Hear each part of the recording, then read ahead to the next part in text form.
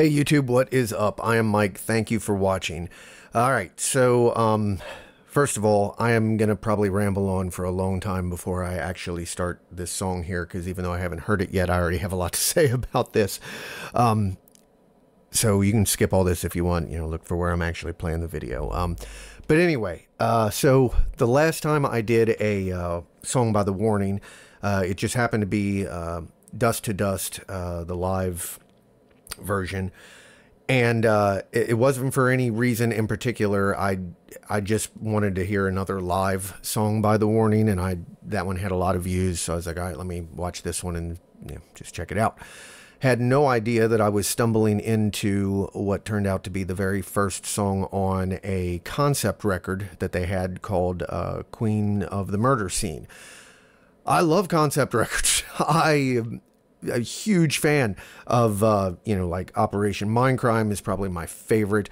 But there's, Maiden had a few. There's a ton of great, The Seventh Son of a Seventh Son. Damn, I love that one. There's a ton of great concept records that I love. Rush. And they're probably I've never written one or even tried to. I am actually doing some session work for a friend of mine who's working on one, but he wrote all that. I'm not writing it. The thing that makes concept records so amazing to me is just the process of writing it. Because usually when you're writing a record, very rarely are you like thinking, okay, this song is I need a good strong opener for the record. I need a strong closer for the record. I need this ballad that's gonna be here, halfway through side 2, even though we don't do that anymore. You know what I mean? You're not thinking in that fashion. You're just like, hey, I'm writing a bunch of songs, and then you may even not even use all those songs for the record, or you may decide you need to write a couple more songs, or whatever the case may be. And then you record the ones that you're going to use, and then you sit down and say, all right, what's a good starter? What's a good closer? What do we need in between? And you go through that whole process of arranging. I mean, I've been in bands where we spent weeks going back and forth with picking what is the order of these 10 songs on this record going to be. So with a concept album, you cannot do that. You're telling a story from the beginning to the end, so you have to write everything in order, and it has to work as a record. And when you manage to do that and do it well, I mean, that's just, to me, one of the most impressive things that can be done in any album at all.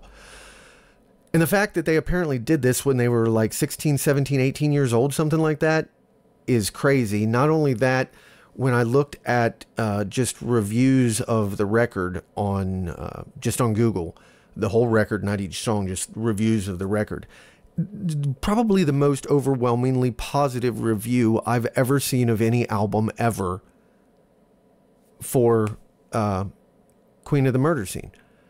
So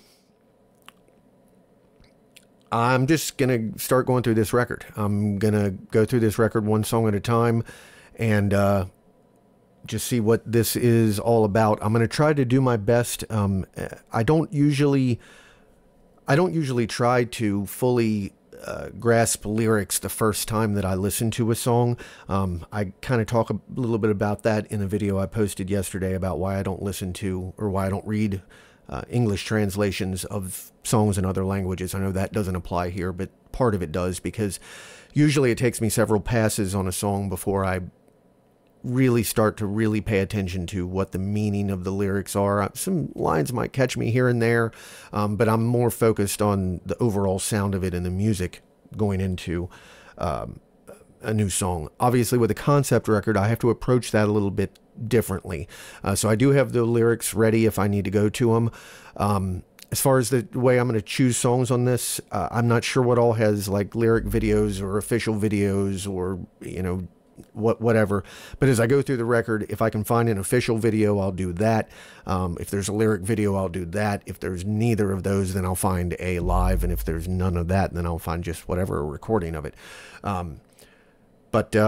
So yeah, here we go. I am excited for this. And if you're still watching after 5 minutes of me talking and not even playing, thank you. Those who've been watching me for a while, you know I have a lot to say sometimes.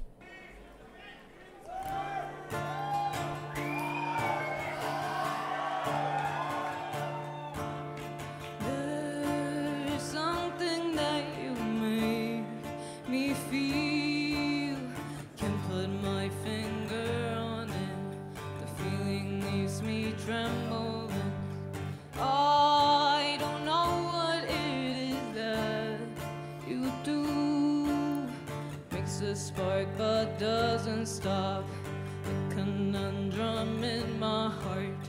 I know love shows in mysterious ways. Still my screaming makes no sound, just silence at the roundabout.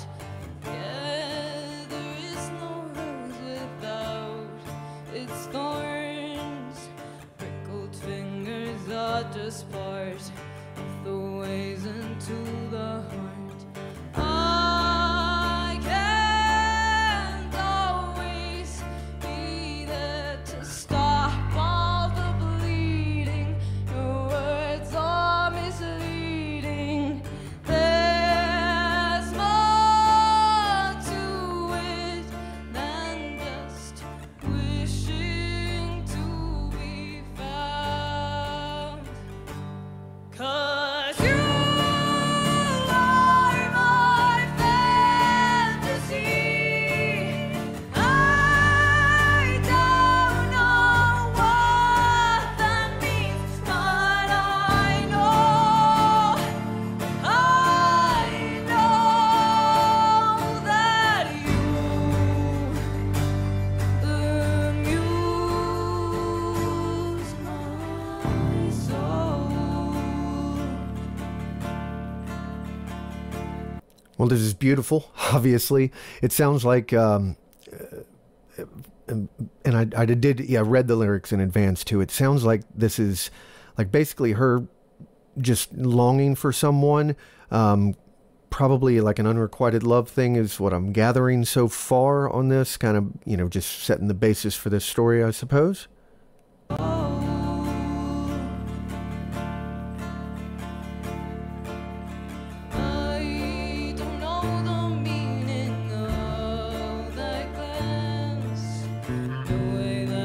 Seems to dance, always leaves me in a trance.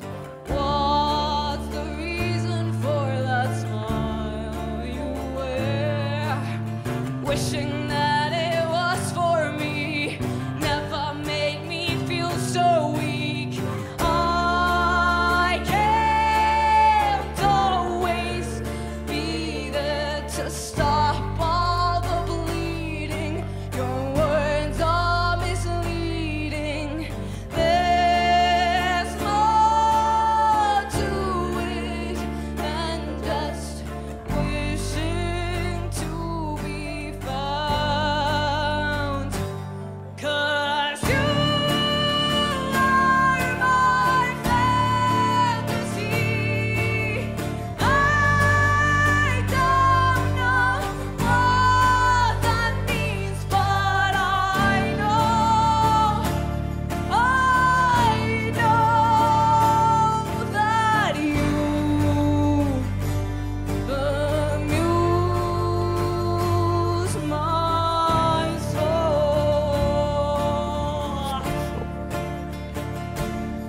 Also want to say very nice, effective, and not overdoing it use of tracks here, backing tracks.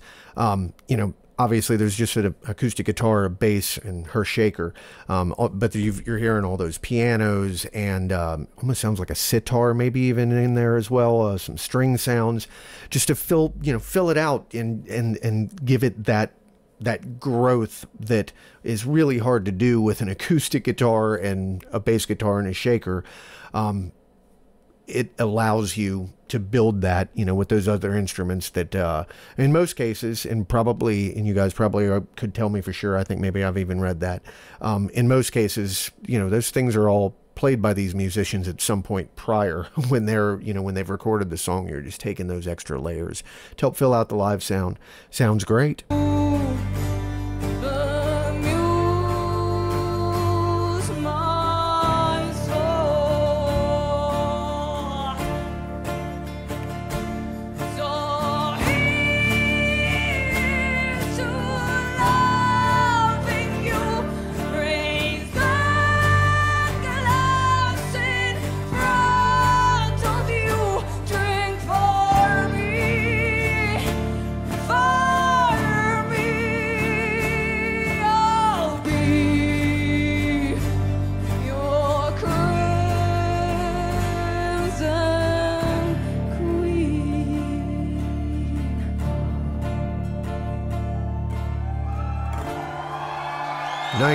Nice.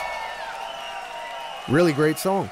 The melody especially is just very, it was a very interesting melody. It didn't sound trite in any way. It didn't sound like something you've heard a bunch of times. It was just a simple chord progression. Nothing crazy going on there, but the vocal melody was very interesting. I am excited to continue on down through the list of these songs on this record and see how this story develops and also how it develops musically. So they have a challenge. They have a challenge because of just that whole, you don't get to pick the order. It can mean a lot to a record. So I like where it's going so far. I can't wait to see the next one. Thank you for watching. My name is Mike. Remember to like and subscribe, and I'll see you next time. Thanks.